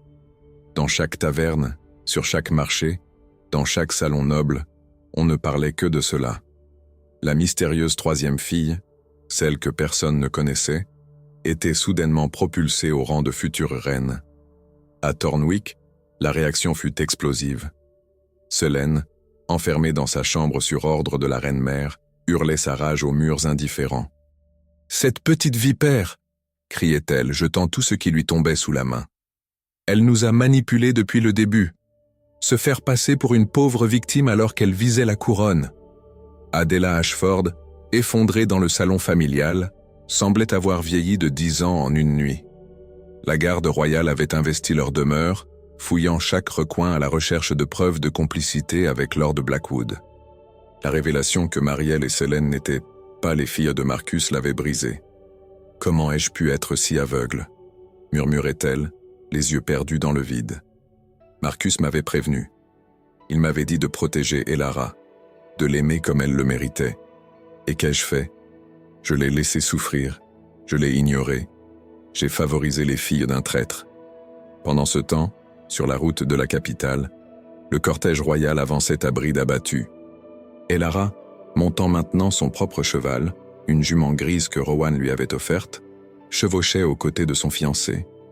Dame Morgane suivait dans un carrosse, utilisant le temps de voyage pour préparer des remèdes qui pourraient aider le roi. « Nous devrions atteindre la capitale avant l'aube », dit Rowan, scrutant l'horizon. Son visage était tendu d'inquiétude pour son père. Elara remarqua sa détresse et rapprocha sa monture de la sienne. « Nous le sauverons », promit-elle. « Je sens quelque chose en moi qui s'éveille. Le don des gardiennes. Il me dit que tout n'est pas perdu. » Rowan lui prit la main, entrelaçant leurs doigts, malgré la difficulté de chevaucher ainsi. « Comment ai-je pu vivre sans vous si longtemps ? » « Vous ne viviez pas, » répondit-elle doucement. « Vous existiez, comme moi. Nous nous attendions l'un l'autre sans le savoir. » Un éclaireur revint soudainement au galop. « Votre Altesse, des cavaliers approchent par le sud. »« Une vingtaine d'hommes armés !» Rowan jura. « Blackwood ne perd pas de temps. Formation défensive. » Les gardes royaux encerclèrent immédiatement Elara et le carrosse de Dame Morgane. Rowan dégaina son épée, se positionnant devant sa fiancée. « Je sais me battre », protesta Elara sortant une dague que Dame Morgane lui avait donnée. « Je n'en doute pas », répondit Rowan avec un sourire tendu. « Mais laissez-moi d'abord vous protéger. C'est mon privilège de futur époux. » Les cavaliers mystérieux apparurent au sommet de la colline, mais au lieu d'attaquer, ils levèrent un drapeau blanc. À leur tête chevauchait une femme en armure légère, ses cheveux auburn flottant au vent. « Lady Rosalinde de Montfort », murmura Rowan, surpris. « Que fait-elle ici ?» La femme s'approcha lentement, les mains visibles pour montrer ses intentions pacifiques. « Prince Rowan », dit-elle d'une voix claire, « je viens en ami, avec des informations vitales. » « Les Montfort ont toujours été neutres dans les jeux de pouvoir, » répondit Rowan méfiant. « Pourquoi vous impliquer maintenant ?» Lady Rosalinde tourna son regard vers Elara, et ses yeux s'adoucirent. « Parce que j'ai connu Céleste Montrose. Elle a sauvé la vie de mon père lors du complot. Les Montfort n'oublient jamais leurs dettes. » Elle s'inclina devant Elara. « C'est un honneur de rencontrer sa petite-fille. »« Vous avez parlé d'informations vitales ?» intervint Dame Morgane depuis son carrosse. « Oui, » confirma Lady Rosalinde, son expression redevenant grave. « Lord Blackwood prépare un coup d'État. Il a corrompu plusieurs membres du Conseil royal. Si le roi meurt avant que le prince ne soit couronné, ils invoqueront une ancienne loi pour installer un régent de leur choix. Nous savons déjà cela, » dit Rowan impatiemment. « Mais savez-vous qui est le véritable cerveau derrière Blackwood ?» Lady Rosalinde fit une pause dramatique.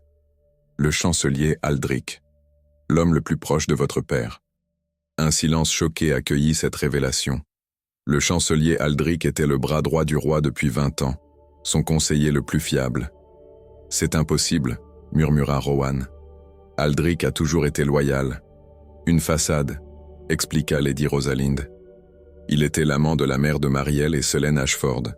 C'est lui qui a orchestré l'exécution de leur père pour éliminer un rival. Il pensait épouser leur mère ensuite, mais Céleste Montrose a contrecarré ses plans en arrangeant son mariage avec Marcus Ashford. » Elara sentit son estomac se nouer. Les connexions devenaient claires. Il veut se venger. Plus que cela, continua Lady Rosalind, il veut le trône. Il a passé 20 ans à se rendre indispensable, à gagner la confiance absolue du roi. C'est lui qui a empoisonné sa majesté, lui qui a manipulé Marielle pour qu'elle tente de vous détruire. S'il réussit à éliminer Rowan, il deviendra régent et épousera l'une de mes demi-sœurs pour légitimer sa position. Compléta Elara, son don de gardienne lui montrant clairement le plan. Rowan serra la mâchoire. Nous devons atteindre mon père avant qu'il ne soit trop tard. Lady Rosalind, acceptez-vous de témoigner devant le conseil? C'est pour cela que je suis venue, confirma-t-elle. Mes hommes et moi sommes à votre service. Le cortège renforcé reprit sa route à une allure encore plus soutenue. Alors qu'ils approchèrent de la capitale, les lumières de la ville brillant dans la nuit, un messager royal les intercepta. « Votre Altesse !» cria-t-il. « Grâce au Dieu, je vous ai trouvé. Le roi vous réclame. Il dit qu'il ne parlera qu'à vous et... » Il regarda Elara avec surprise. « Et à Lady Elara. »« Il sait qui je suis ?» demanda Elara, étonnée. « Sa Majesté a murmuré votre nom plusieurs fois dans son délire, » expliqua le messager.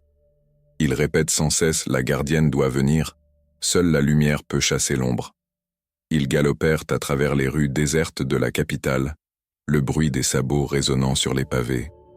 Le palais royal se dressait devant eux, ses tours illuminées par des centaines de torches. Dans la cour, le chancelier Aldric les attendait, son visage composé dans un masque de préoccupation. « Votre Altesse, » dit-il en s'inclinant profondément. « Dieu merci, vous êtes arrivé. Votre père, où est-il » coupa Rowan, descendant de cheval et aidant Elara à faire de même. Dans ses appartements, les médecins font tout ce qu'ils peuvent, mais... Aldric secoua la tête tristement. Ses yeux se posèrent sur Elara, et elle vit quelque chose passer dans son regard. De la surprise, puis de la colère, rapidement masquée. « Je vois que vous avez amené votre fiancée. »« Ma future reine, » corrigea fermement Rowan. « Elle vient avec moi voir mon père. »« Bien sûr, » acquiesça Aldric avec un sourire qui n'atteignait pas ses yeux. « Si vous voulez bien me suivre ?» Alors qu'ils traversèrent les couloirs du palais, Elara sentit son don s'agiter violemment. L'ombre dont parlait son don était proche. Très proche. Elle serra la main de Rowan, essayant de lui transmettre un avertissement silencieux. La chambre du roi était plongée dans une semi-obscurité, l'air lourd de l'odeur des herbes médicinales. Sur le grand lit, le roi Édouard gisait, son visage autrefois robuste maintenant creusé et pâle. Ses yeux s'ouvrirent à leur entrée, et un faible sourire éclaira ses traits quand il vit Rowan. « Mon fils » murmura-t-il. Puis ses yeux se posèrent sur Elara et s'élargirent. « La lumière. Vous êtes venu. » Elara s'approcha du lit, guidée par son instinct. Elle posa délicatement sa main sur celle du roi et ferma les yeux.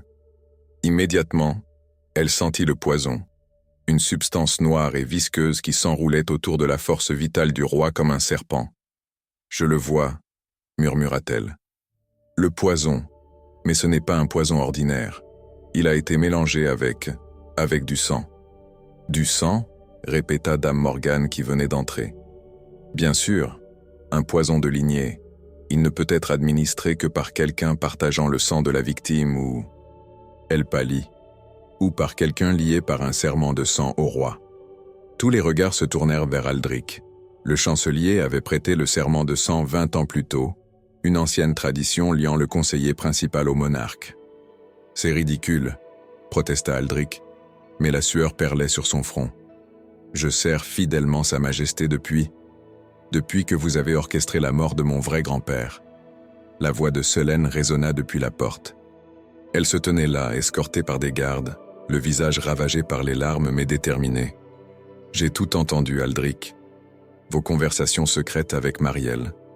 Comment vous nous avez promis la grandeur si nous vous aidions à détruire Elara. »« Silence, petite idiote !» siffla Aldric, abandonnant son masque de serviteur loyal. « Non !» cria Selene. « J'ai été aveuglé par la jalousie, mais je ne serai pas complice d'un régicide. » Elle se tourna vers Elara, des larmes coulant sur ses joues.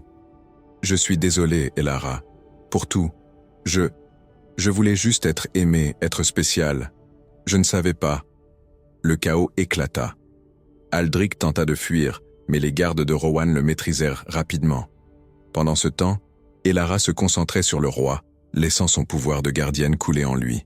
« Je peux ralentir le poison, dit-elle. Mais pour le neutraliser complètement, j'ai besoin du sang du traître, compléta Dame Morgane. Le sang qui a créé le poison peut le défaire. » Sans hésitation, Rowan entailla la main d'Aldric avec sa dague, recueillant quelques gouttes de sang.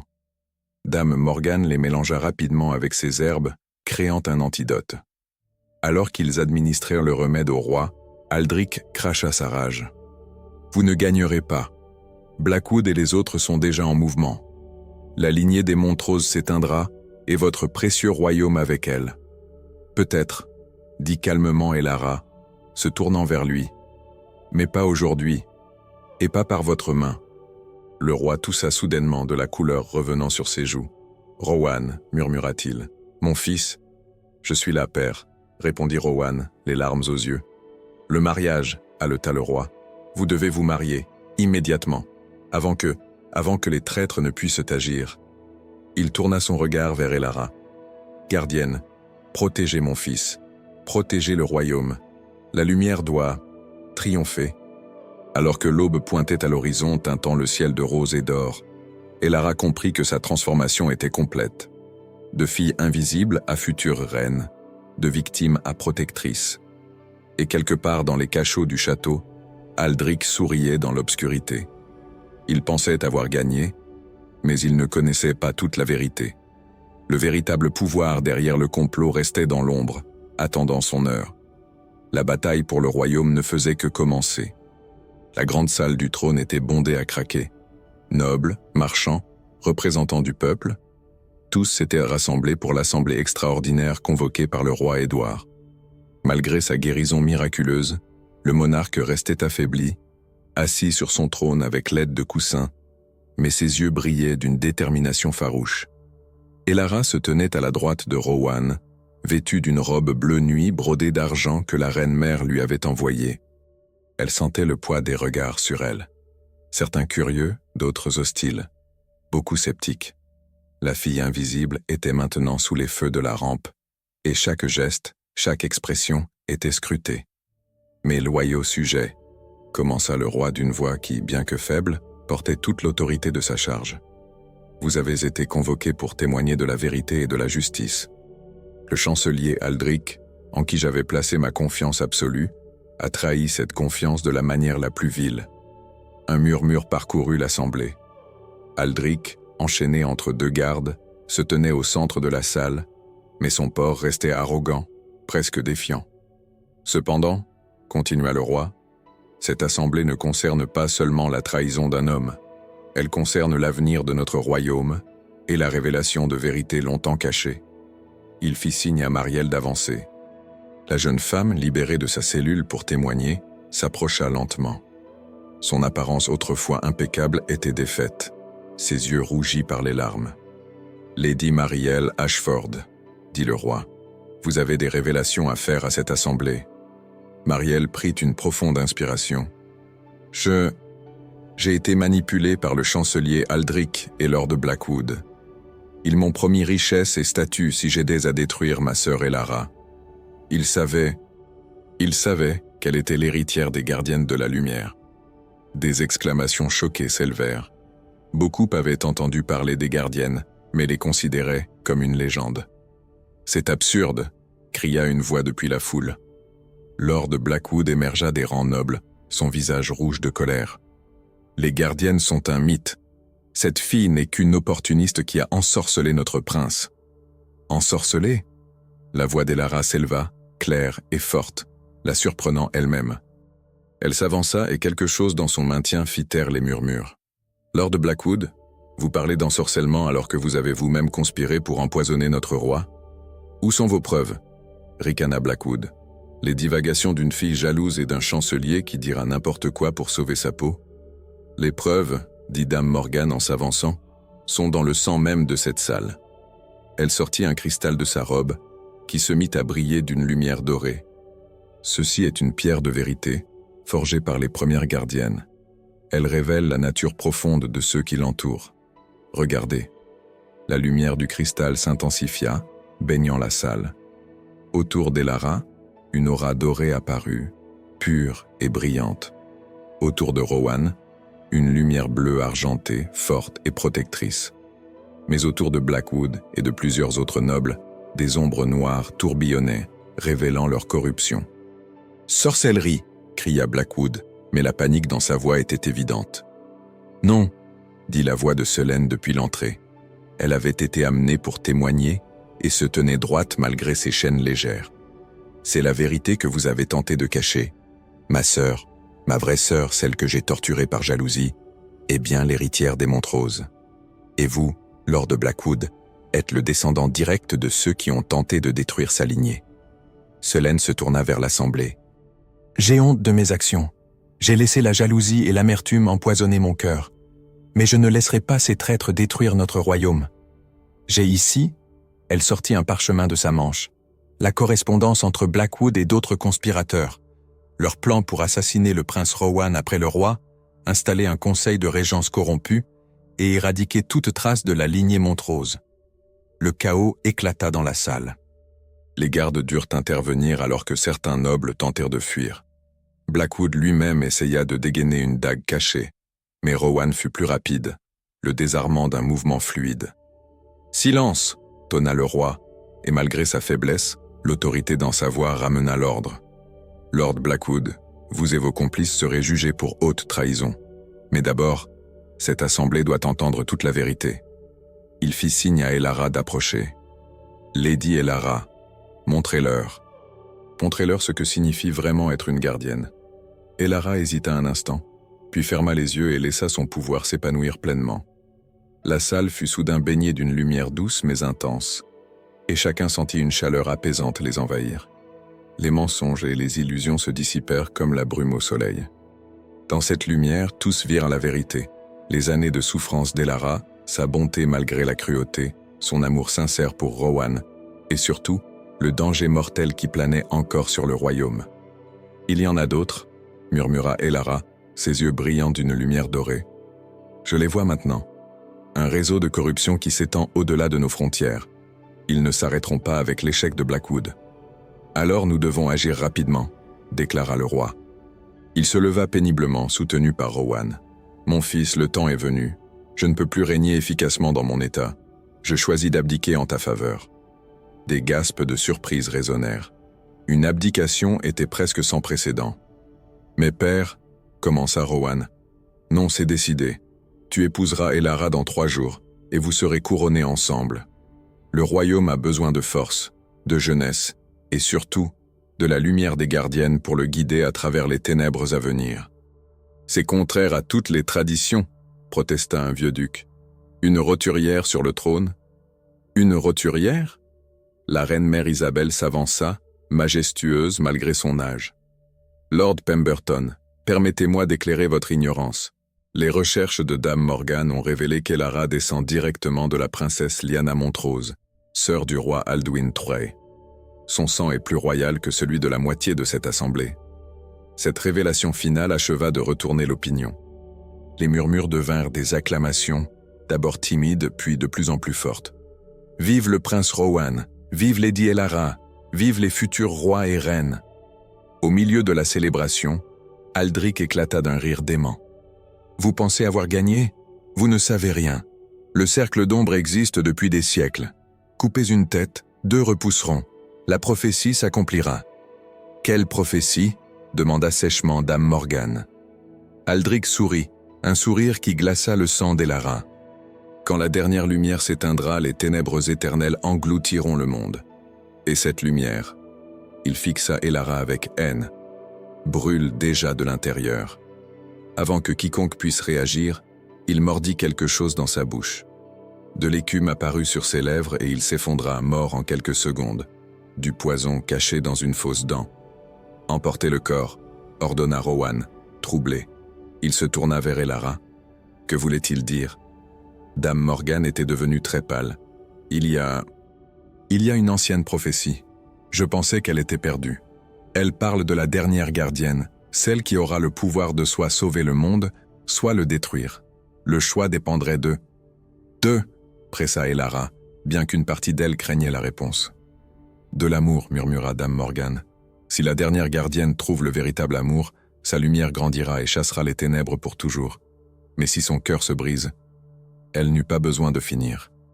Tous comprenaient l'implication. Rowan prit la main d'Elara et la porta à ses lèvres.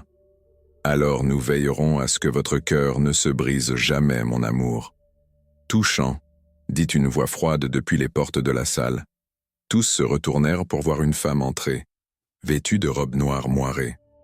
Elle était d'une beauté saisissante mais glaciale, avec des cheveux blancs comme neige et des yeux violets. Mais contrairement à ceux bienveillants de Dame Morgan, les siens brillaient de malveillance. « Permettez-moi de me présenter », dit-elle avec une révérence moqueuse.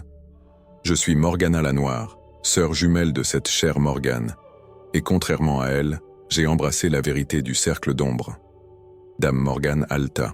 « Morgana, tu étais morte. » « Les rumeurs de ma mort étaient grandement exagérées, » sourit Morgana. « J'étais simplement occupée à préparer la chute de la dernière gardienne. » Elle fixa Elara avec un sourire prédateur. « Ma chère enfant, vous ne savez pas ce qui vous attend. Le pouvoir des gardiennes a un prix. Plus vous l'utilisez, plus il vous consume. Votre grand-mère le savait. C'est pourquoi elle est morte si jeune. »« Mensonge !» cria Dame Morgan. « Vraiment ? Alors pourquoi ne lui avez-vous pas dit que chaque fois qu'elle utilise son pouvoir pour voir la vérité, elle perd un peu de sa propre lumière? Que chaque guérison qu'elle accomplit raccourcit sa propre vie ?» Elara sentit un frisson glacé la parcourir. Elle regarda Dame Morgan, cherchant un démenti, mais ne vit que de la tristesse dans ses yeux. « C'est vrai », admit Dame Morgan à voix basse. « Mais c'est le fardeau que les gardiennes ont toujours porté avec honneur. »« Un fardeau ?» railla Morgana. « C'est une malédiction, mais ne vous inquiétez pas, chère Elara. Je connais un moyen de vous en libérer. Rejoignez-nous, rejoignez le cercle d'ombre, et je vous montrerai comment utiliser votre pouvoir sans prix. »« Jamais, » répondit Elara avec force, bien que la révélation l'ait ébranlée. « Nous verrons, » sourit Morgana. « Oh, nous verrons. Profitez de vos noces, future reine. Profitez de chaque instant avec votre prince charmant. Car bientôt vous devrez choisir entre sa vie et la vôtre. Et ce choix, » elle rit, un son qui ressemblait à du verre brisé. « Ce choix brisera plus que votre cœur. » Elle disparut dans un nuage de fumée noire avant que les gardes ne puissent l'atteindre, laissant derrière elle une assemblée stupéfaite et une future reine aux certitudes ébranlées. Rowan serra Elara dans ses bras. « Ne l'écoutez pas, nous affronterons tout ensemble. »« Et si elle avait raison ?» murmura Elara. « Si mon pouvoir me tuait, si je devais choisir, alors nous trouverons un autre moyen, » promit Rowan avec férocité. « Je ne vous perdrai pas. Pas maintenant que je vous ai trouvé. » Mais dans son cœur, Elara sentait que les véritables épreuves ne faisaient que commencer. Le cercle d'ombre s'était révélé, et avec lui, des vérités qui menaçaient tout ce pourquoi elle s'était battue. Dans 3 jours, elle serait mariée et couronnée. Mais serait-elle toujours en vie pour voir son premier anniversaire de règne? La prophétie planait sur elle comme une épée de Damoclès, et Elara comprit que sa transformation de fille invisible à reine n'était que le début d'un voyage bien plus périlleux. L'aube du jour du mariage royal baignait le royaume d'une lumière dorée, comme si le ciel lui-même bénissait l'union à venir. Dans ses appartements, Elara contemplait son reflet dans le miroir, à peine reconnaissable dans sa robe de mariée tissée de fils d'argent et de perles. Ses cheveux étaient tressés avec des fleurs de lys blanches, symbole de pureté et de renouveau. « Vous êtes radieuse », murmura Dame Morgan en ajustant le voile. « Votre grand-mère aurait été si fière. » Elara toucha le pendentif à son cou, le cristal de gardienne que Morgan lui avait remis. Il pulsait doucement contre sa peau, rappel constant de son héritage et du prix qu'il pourrait exiger. « Morgane, dit-elle doucement, pourquoi ne m'avez-vous pas dit la vérité sur le coup du pouvoir ?» La vieille dame soupira. « Parce que certaines vérités ne peuvent être comprises qu'avec l'expérience. Et parce que j'espérais que vous seriez différente, que votre amour pour Rowan pourrait briser la malédiction. Et si ce n'est pas le cas, alors nous affronterons ce pont quand nous y arriverons. Pour aujourd'hui, permettez-vous d'être heureuse. » Un coup à la porte les interrompit. Selène entra, vêtue d'une simple robe bleue. Elle avait été graciée pour son témoignage, mais restait sous surveillance. « Et Lara ?» dit-elle, hésitante. « Puis-je vous parler un instant ?» Dame Morgane se retira discrètement, laissant les sœurs seules. « Je sais que mes excuses ne suffiront jamais, » commença Selène, les larmes aux yeux. « Mais je voulais vous dire, toute ma vie, j'ai été consumée par la jalousie. Vous aviez quelque chose que je ne pouvais pas comprendre, une lumière intérieure que même nos cruautés ne pouvaient éteindre. Je le vois maintenant. Vous avez toujours été spéciale, et j'ai été aveugle. » Et Lara prit les mains de sa sœur. « Nous avons toutes été victimes de mensonges et de manipulations, Selène. Mais aujourd'hui est un nouveau commencement, pour nous toutes. » Selène sortit quelque chose de sa poche, un peigne en argent orné de saphir. Ceci appartenait à notre grand-mère maternelle. Mère me l'avait donné, mais vous devriez la voir, la vraie héritière des Montrose. Émue, Elara permit à Selène de placer le peigne dans ses cheveux. Dans le miroir, elle vit non plus des rivales, mais deux sœurs réconciliées par la vérité et le pardon. Dans la cathédrale, Rowan attendait à l'autel, resplendissant dans son uniforme de cérémonie. Son cœur bondit quand les portes s'ouvrirent et qu'Elara apparut, escortée par le roi Édouard, qui, malgré sa faiblesse, avait insisté pour la conduire à l'autel. Alors qu'elle avançait dans l'allée, Elara sentit son pouvoir s'agiter. Des visions flashaient devant ses yeux, des aperçus de futurs possibles. Dans certains, elle et Rowan régnaient longtemps et avec sagesse. Dans d'autres, l'obscurité engloutissait tout. Mais dans toutes les visions, une constante demeurait, leur amour. « Mes bien-aimés, » commença l'archevêque, « nous sommes réunis pour unir non seulement deux âmes, mais deux destins. Le prince Rowan et Lady Elara représentent l'union de la force et de la lumière, de la tradition et du renouveau. » Les vœux furent échangés, chaque mot chargé de sincérité et d'émotion. Quand Rowan glissa l'anneau au doigt d'Elara, une lumière dorée émana brièvement d'elle, enveloppant le couple dans un cocon de chaleur. « Par le pouvoir qui m'est conféré, » déclara l'archevêque, « je vous déclare mari et femme, futur roi et future reine de ce royaume. » Leur baiser scella non seulement leur union, mais sembla résonner à travers le royaume entier. Dans la cathédrale, tous sentirent une vague d'espoir les traverser. La cérémonie de couronnement suivit immédiatement. Le roi Édouard, soutenu par ses conseillers, plaça solennellement les couronnes sur les têtes du couple royal. « Mon fils, » dit-il d'une voix émue, « tu as trouvé ce que j'ai cherché toute ma vie, une partenaire qui te complète, qui voit la vérité et n'a pas peur de la dire. Régnez avec sagesse, avec amour, et que la lumière guide toujours vos pas. » Alors que les nouveaux souverains se tournèrent vers leur peuple, une commotion éclata à l'entrée de la cathédrale. Un messager couvert de poussière et de sang s'effondra dans l'allée. « Vos majestés, » haleta-t-il, « les frontières, le cercle d'ombre, ils attaquent, des créatures des ténèbres déferlent sur nos villages frontaliers. » Le moment de célébration se transforma instantanément en conseil de guerre. Dans la salle du trône, les généraux et conseillers se rassemblèrent autour d'une carte. « Ils attaquent sur 3 fronts, » expliqua le général Aldwin. « C'est coordonné, planifié.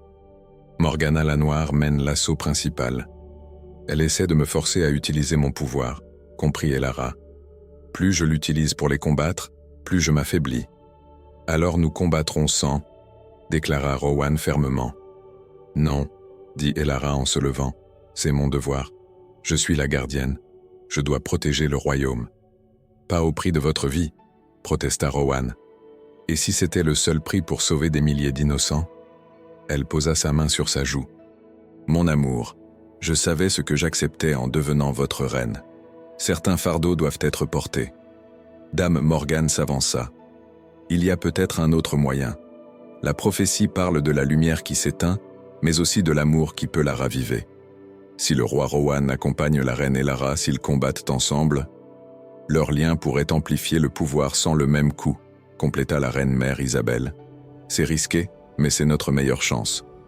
Les préparatifs furent rapides. En quelques heures, l'armée royale était mobilisée. Elara revêtit une armure légère par-dessus sa robe de mariée, symbole poignant du devoir interrompant la célébration. Sur le champ de bataille, l'horreur les attendait. Des créatures d'ombre, ni tout à fait hommes ni bêtes, ravagèrent la campagne. Au centre de l'armée des ténèbres, Morgana la Noire flottait dans les airs, ses pouvoirs obscurs tourbillonnant autour d'elle. « Ah, la jeune mariée !» railla-t-elle. « Venue mourir si tôt ? Quel dommage ! J'espérais au moins vous laisser une nuit de noces avant de vous détruire. »« Vous ne détruirez rien, » répondit Elara, sa voix portant une autorité nouvelle. « Le royaume de la lumière a survécu à des menaces plus grandes que vous. »« Vraiment ? Alors voyons ce que vaut votre lumière. » Morgana lança une vague d'obscurité pure. Elara leva les mains, invoquant son pouvoir de gardienne. La lumière dorée jaillit d'elle, formant un bouclier qui protégea l'armée. Mais elle sentit immédiatement le drain, comme si sa force vitale était siphonnée. Rohan saisit sa main. « Ensemble », murmura-t-il. À l'instant où leurs mains se touchèrent, quelque chose de miraculeux se produisit. La lumière d'Elara devint plus brillante, mais au lieu de l'épuiser, elle sembla puiser dans leurs liens. L'amour qu'ils partageaient devint une source de pouvoir, alimentant la lumière sans consumer sa porteuse. « Impossible !» hurla Morgana. « L'amour rend tout possible !» répondit Elara, sa voix résonnant avec la sagesse des gardiennes passées. La bataille qui suivit fut épique. Lumière contre ténèbres, amour contre haine. Les soldats, inspirés par leurs souverains combattant côte à côte, repoussèrent les créatures d'ombre. Mais Morgana avait un dernier atout. « Si je ne peux pas vous détruire, » cracha-t-elle, « alors je détruirai ce que vous aimez. » Elle lança une lance d'ombre pure vers Rohan. Le temps sembla ralentir. Elara vit la mort de son époux approcher et sut qu'elle avait un choix. Utiliser tout son pouvoir pour le sauver, au prix de sa propre vie, ou le laisser mourir. Mais l'amour lui montra une troisième voie. Au lieu de dresser une barrière, elle s'interposa, non pour mourir, mais pour partager. La lance les frappa tous les deux, et au lieu de les détruire, leur lien la transforma. L'ombre devint lumière, et cette lumière explosa vers l'extérieur. Morgana hurla alors que la lumière purifiée la frappait. Ce n'est pas possible. La prophétie parlait vrai, dit Dame Morgane qui avait rejoint le champ de bataille. La dernière gardienne a fait son choix, non pas entre la vie et la mort, mais pour l'amour qui transcende les deux. Ma sœur, ta quête de pouvoir t'a aveuglée à la plus grande vérité. L'amour est la magie la plus puissante. Morgana tomba à genoux, son pouvoir brisé. Les créatures d'ombre se dissipèrent, et les soldats du cercle privés de leur chef se rendirent. « Tuez-moi », murmura Morgana. « Je préfère la mort à la défaite. » Mais Elara s'agenouilla devant elle. « Non, vous vivrez, et vous verrez le royaume que nous construirons. Un royaume où la lumière n'exclut pas l'ombre, mais l'équilibre. Vous avez des connaissances qui pourraient t'aider. Choisissez, continuez dans la haine, ou aidez-nous à guérir les blessures du passé. » Pour la première fois en décennies, des larmes coulèrent des yeux de Morgana. La compassion d'Elara avait percé son cœur de glace. De retour au château, alors que la lune se levait sur leur premier jour en tant que roi et reine, Rohan et Elara se tenaient sur le balcon royal. « Nous avons survécu », murmura Rohan, la tenant dans ses bras. « Ensemble », répondit Elara. « Comme nous survivrons à tout ce qui viendra. » Le royaume célébra pendant des jours. Les histoires de la reine guerrière qui avait choisi l'amour plutôt que le pouvoir se répandirent. Sous leur règne, une nouvelle ère commença. Une ère où les gardiennes ne seraient plus cachées, où la vérité serait valorisée et où l'amour serait reconnu comme la plus grande force. Selene devint conseillère royale, utilisant son expérience pour identifier et réformer ceux tentés par l'obscurité. Marielle, libérée et repentante, consacra sa vie à aider les orphelins de guerre. Même Morgana, sous surveillance étroite, commença à partager ses connaissances pour le bien du royaume. Et Elara? Elle régna aux côtés de Rowan pendant de longues et heureuses années. Le pouvoir des gardiennes, alimenté par l'amour plutôt que consumé par le devoir, ne la diminua jamais. Elle eut 3 enfants, tous héritant d'une part de son don, assurant que la lumière ne s'éteindrait jamais. La fille invisible était devenue une reine de légende, non pas à cause de sa beauté ou de son pouvoir, mais parce qu'elle avait choisi l'amour plutôt que la peur, le pardon plutôt que la vengeance, et la lumière plutôt que l'obscurité. Et ils vécurent heureux, non pas pour toujours, car rien n'est éternel, mais pour tout le temps qui leur fut accordé, chaque jour un témoignage de la vérité que l'amour, le véritable amour, peut vraiment conquérir tout.